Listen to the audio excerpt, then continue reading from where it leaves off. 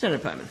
Thank you, Chair. I appreciate it. And I'll put a large chunk of these questions on notice. Just a few on the Collective Shout advocacy group.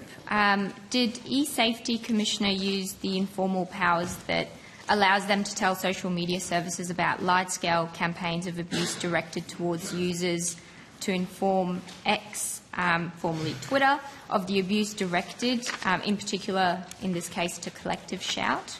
I will turn over to Mr. Downey. We did indeed work with Collective Shout, which was a heinous form of extended abuse that we're aware of, and we used the powers that we had to our greatest ability. But perhaps Mr. Downey would like to talk through them. As I said before, our adult cyber abuse, the thresholds are so high. We can't action we can only action about 10%. The other 90% aren't actionable. Thank you, Commissioner. No, I'm sorry, Senator Payman. Could you just repeat the question? I was just referring to my notes. Just asking whether the eSafety Office used the informal power that allows them to tell social media services to, that have abuse directed towards them on a collective or a sort of a campaign-targeted way. That happened to Collective Shout as an organisation. They had several members being attacked on Twitter. And so, just curious to know if the Commissioner was able to use her informal powers. Just to clarify, Senator, we don't have the ability to take any informal action where abuse is targeted towards groups, such as the organisation of Collective Shout. But certainly we did receive a large number of complaints from members of Collective Shout. In some of those circumstances, the material met the threshold for adult cyber abuse, and we issued what's called a service provider notification, which is an informal power, to have that content assessed by the platform as to whether they would remove it in relation to their terms of service. So that's correct. Did you guys notify police about the abuse directed towards the members of Collective Shout? Yes, we did. Okay. And was that the local police, like state police, or was that the Australian Federal Police? So we've notified the Western Australian Police, we've notified the South Australian Police, and we've notified the AFP. Thank you. And does eSafety believe, as the review into Online Safety Act recommended, that the threshold for adult cyber abuse should be lowered, as the current definition is leaving out abuse that is clearly bullying, as the Commissioner mentioned earlier? I mean, that is ultimately a question for government. There are, of course, 67 recommendations that were put forward by Delia Ricard. I don't know. I would refer to the Minister as to whether that will be looked at in its entirety. Certainly two of the questions or the recommendations were around looking at the thresholds of the ACA, but also looking at whether or not a broader hate crime type scheme might be considered. One of the shortcomings, if you will, of the ACA is, and it was designed to be targeted, it has to target a specific Australian. It does not capture those who may be targeted with racist or anti-Semitic or anti-Islamophobic or any sort of characteristic or group that might be the genesis for such abuse. So that's why we have to apply it in such a narrow fashion. Thank you, Commissioner. Minister, would you... Sorry, I'm just going to take back the call for a moment, Senator Payman, to indicate that we are now in a position to release departmental officials in relation to outcome 6.1. You are released with the committee's thanks. Thank you very much. Senator Payman. Thank you. Thank you so much.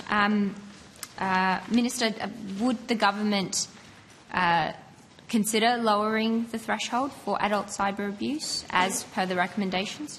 We are considering that recommendation. Thank you. How many posts in relation to Collective Shout has eSafety Office issued takedown notices for? Probably Mr. Downey? We received 40 complaints from Collective Shout. 32 complaints related to the adult cyber abuse scheme. Other complaints, I think it was 2 complaints related to illegal and restricted content, and there was a complaint in relation to the image-based abuse section of the Act. 7 of those complaints met threshold. Okay. How many reports in relation to collective shout has eSafety received altogether? 40 complaints. Any 40 reports, you'd say, or more than that? So we've received, as I stated, 40 complaints in relation to the most recent incident involving collective shout. We have received complaints from collective shout over the years, but I would need to take it on notice to give you an exact figure. No worries, thank you. Just out of curiosity, why is there no facility for mass reports of large-scale abuse through eSafety's reporting forms? You might need to repeat that question. So when someone goes to the eSafety Commissioner's website to make a report and there is a large-scale abuse that's occurred and there's more than just one So like a form of report, pile-on? like a mass report of incidents taking place, is there a method or way of putting those mass reports all together at once, or do they have to be submitted individually? We do allow in our form, and maybe Ms. King or Mr. Downey can sort of embellish upon this. There have been times with our image-based abuse scheme, for instance, where we've actioned 432 and investigated 432 URLs as part of a single complaint.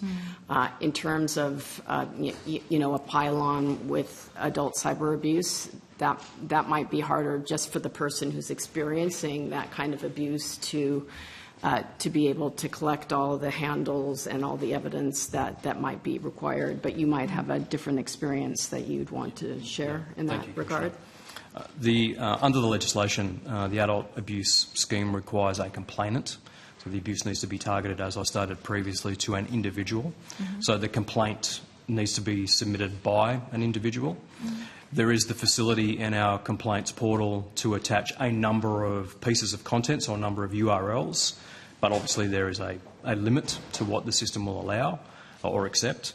And if subsequent complaints or subsequent images are detected post a submission, then you're required to submit another complaint because that investigation would already have started. Yeah, just on that, as it stands currently, only 10 URLs and 3 photos are allowed per report.